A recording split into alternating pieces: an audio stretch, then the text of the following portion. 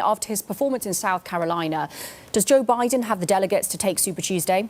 Well, I think that's the big question. He certainly had a strong performance in South Carolina, as we all know now. I think this was the performance that he'd really been promising. His campaign had been promising all along. And until now, it really failed to deliver. And I think then heading into Super Tuesday, he's also gotten big boosts from the endorsements he's gotten, particularly from Pete Buttigieg, who we all know finished first in Iowa and endorsed Joe Biden yesterday. And so really, things are moving in Joe Biden's direction. It certainly didn't look like that was the case just a couple days ago, which I think shows how fluid this Democratic field is.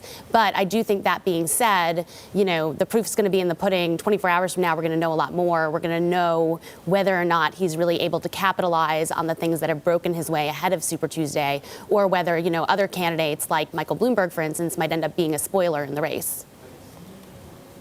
So, Kathleen, if we look at the voting process, do you think that you'll get real unity within the Democrats if they coalesce around Biden? You think there's a risk of splintering or real cohesion here?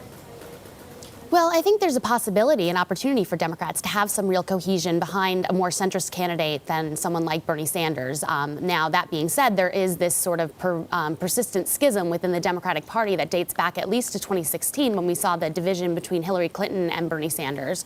I think this time around, there's this sense that among many in the Democratic Party establishment, that Sanders might not actually be that well equipped to take on Trump. Of course, the counter to that is that Sanders is someone that energizes the progressive base. And so I think the thinking there is that perhaps he could be someone that could, if it becomes a base election, could be someone that would bring out the base more effectively. But that being said, I think many in the establishment Democratic Party still believe that a more centrist candidate, someone like Joe Biden, would be better positioned to take on Trump. That's certainly been Biden's argument. Up until now, what we've seen is that vote being splintered among several candidates. And I think what we're seeing is the possibility of, just as you said, people the establishment part of the party coalescing now around Joe Biden. Talk to us briefly about the importance of California.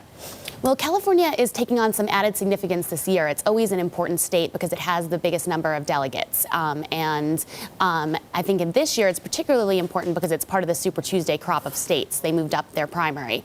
And that's a state where Bernie Sanders has been polling very, very well. He has had a strong ground game there, but I think the question is, whether or not he or one of the other candidates is able to win that state.